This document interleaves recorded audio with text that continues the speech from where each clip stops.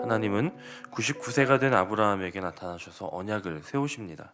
그러시면서 그 이름을 아브람에서 아브라함으로 바꿔주시고 곧 이어서 언약을 구체화시키십니다. 그런데 그 언약이 그냥 언약이 아니라 영원한 언약이다라고 말씀하시죠. 이 언약, 즉 여러 민족과 왕들이 그에게서 나올 것이고 가나안 땅을 약속의 땅으로 누릴 것이며, 또 하나님은 아브라함뿐 아니라 아브라함의 후손들에게도 하나님이 되어 주시겠다라고 하는 그 언약이 영원할 것이며 그 증표로 할례를 행하라 이렇게 명령을 하시는 것이죠. 그렇게 아브라함의 이름을 바꿔주시고 언약을 갱신하신 하나님은 이제 사레의 이름을 바꿔주십니다. 원래 이 사레라고 하는 이름은 나의 공주, 나의 여왕이라고 하는 뜻인데, 그 이름을 사라, 많은 민족의 어머니, 많은 왕들의 어머니, 이렇게 이름을 바꿔주십니다.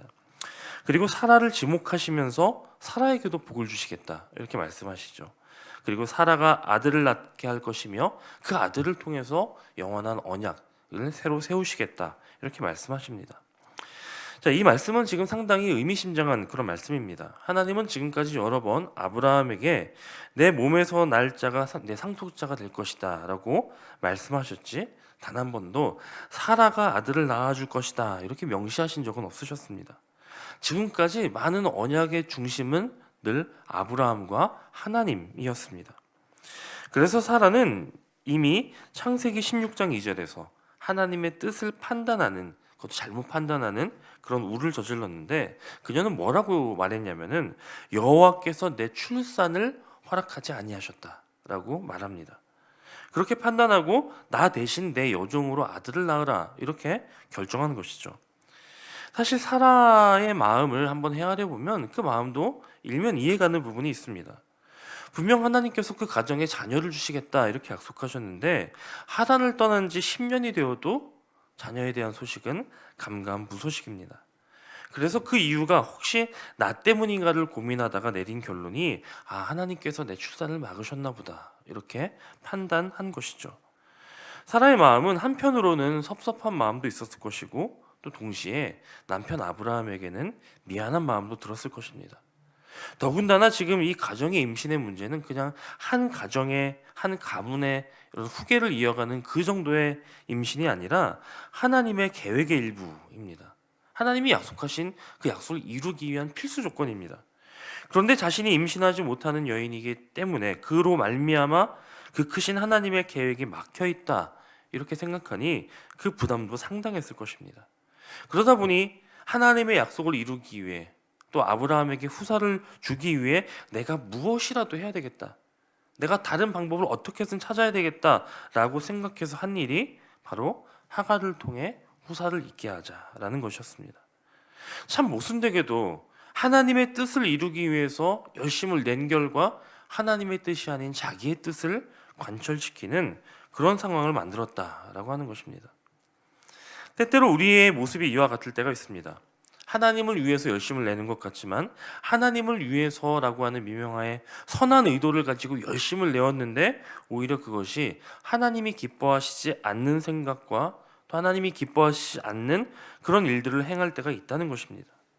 사실 이것은 우리가 가진 한계입니다. 나는 내가 하는 이 일을 통해서 하나님의 일을 한다고 생각하지만 오히려 이 일이, 오히려 내가 했던 그 열심이 하나님의 일을 이룸에 있어서 방해가 될 수도 있다라고 하는 것입니다. 마태복음 16장을 보면 베드로 역시 이런 실수를 저질렀죠. 예수님께서 십자가를 지시고 죽으실 것을 말씀하시자 베드로가 어떻게 반응합니까?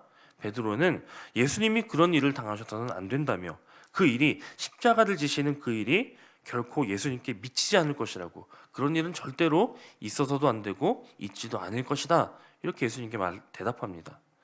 여러분, 베드로가 이 말을 하는 그 의도가 과연 악한 것이었겠습니까? 하나님의 일을 막고자 하는 그런 의도로 이런 이야기를 했겠습니까? 아니죠.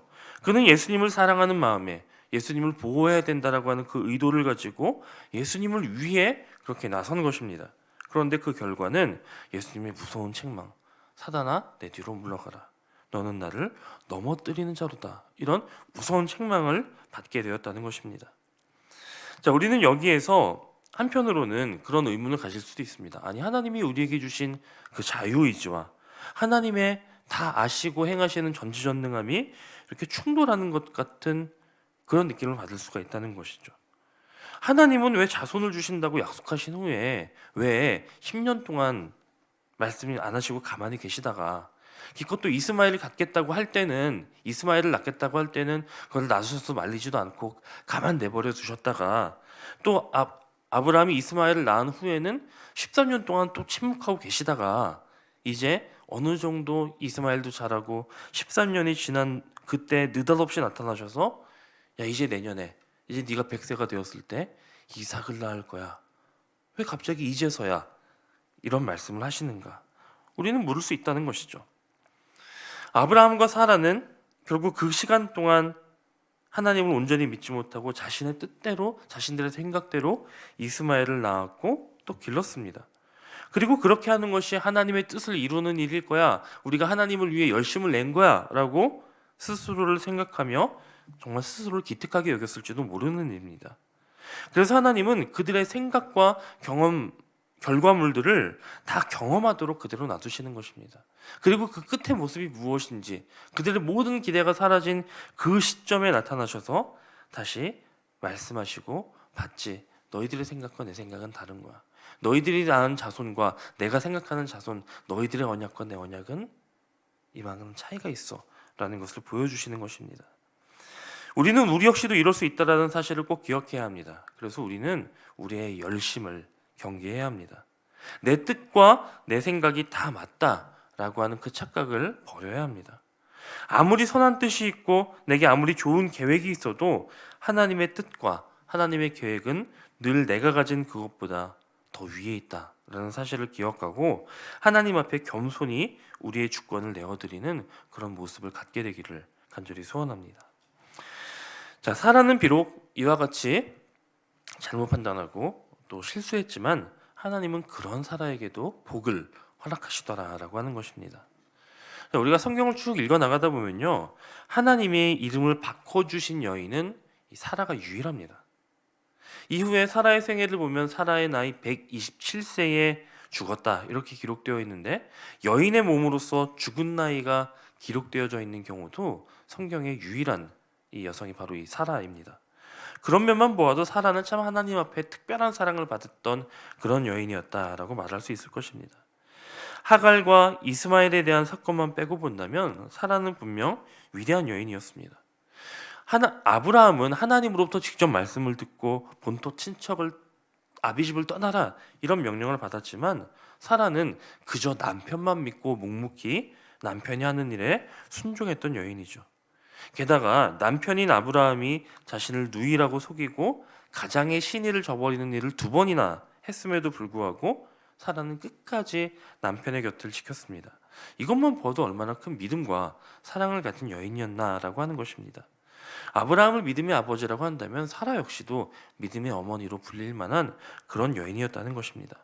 하지만 사라가 그러하였든 또 우리가 앞으로 살펴볼 아브라함의 믿음이 어떠하였든 그들의 모습이 아무리 뛰어나고 훌륭했어도 그들 역시 우리와 같은 한계를 가진 사람이었다라는 것을 우리는 기억해야 합니다. 아브라함은 하나님의 약속을 받는 이 상황 속에서 또 엎드려 웃습니다. 하나님의 약속을 온전히 신뢰하지 못하고 여전히 자신의 100세라는 나이, 사라의 90세라고 하는 그 나이가 하나님보다 더 커 보였다는 것입니다. 사라 역시도 그러했죠. 우리가 다음 장에서 살펴보겠지만 사라 역시 하나님의 이 말씀을 믿지 못했습니다. 여전히 그들은 자신들의 생각, 자신들의 계획이 더 컸다는 것입니다. 13년이 지난 지금에도요. 그래서 하나님의 거듭된 약속, 거듭된 말씀에도 여전히 그것을 받지 못하고 있었다라고 하는 것입니다. 그러나 그럼에도 우리에게도 이런 모습이 있지만 그럼에도 불구하고 우리에게 여전히 소망이 있는 것은 하나님은 그들의 믿음을 통해서만 일하시는 분이 아니셨다라고 하는 것입니다.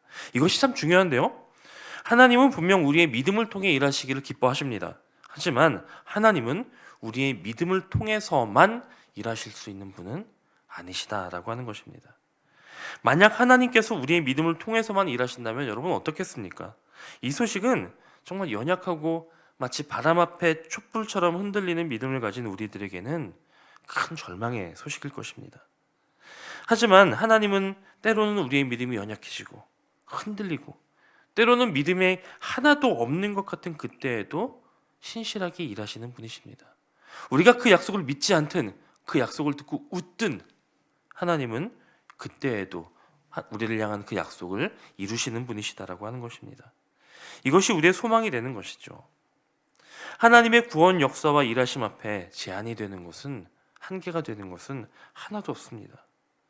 하나님은 아브라함의 집에 할례를 명하시면서 한 가지 특별한 단서를 하시는 게 뭐냐면 그 집에 속한 모든 자를 그 대상으로 언약하십니다. 종족이나 출신 성분과 상관없이 그들이 어떠한 배경과 어떠한 과거를 가졌든 그분의 일하심에는 아무런 제한이 되지 않는다라는 것을 말씀하시는 것입니다. 99세가 된 오늘의 아브라함, 그리고 89세가 된 사라를 보십시오. 그들의 나이, 육체적인 조건 역시 하나님 앞에는 아무런 제한이 되지 않았습니다. 사랑하는 여러분, 오늘 여러분이 생각하는 그 어떤 문제를 가지고 하나님 앞에 서 보시기 바랍니다. 나는 이 문제 때문에 하나님의 일을 이룰 수 없고, 나는 내가 가진 이 제한 때문에 하나님 앞에 나올 수 없다라고 말할 수 있을 만한 그런 어떤 문제나 제한이 있겠습니까? 그 무엇도 하나님보다 크지 않고 그 무엇도 하나님 앞에 제한이 되는 것은 없다는 것입니다. 그러니 사랑하는 여러분, 이제 우리의 눈을 하나님께로 돌리고 또 닫혔던 그 마음의 문을 그분께 열어드리는 결단을 새로이 하는 우리가 되기를 소원합니다. 그때 우리는 우리의 헛된 계획들과 욕심들을 따라 사는 삶이 아니라 하나님의 언약에 붙들려서 그 언약을 누리며 살아가는 삶을 살게 될 것입니다. 오늘 우리에게 주신 이 한날의 시간도 이와 같은 언약의 성취를 맛보며 살아가는 저와 여러분이 되시기를 주님의 이름으로 간절히 축원합니다.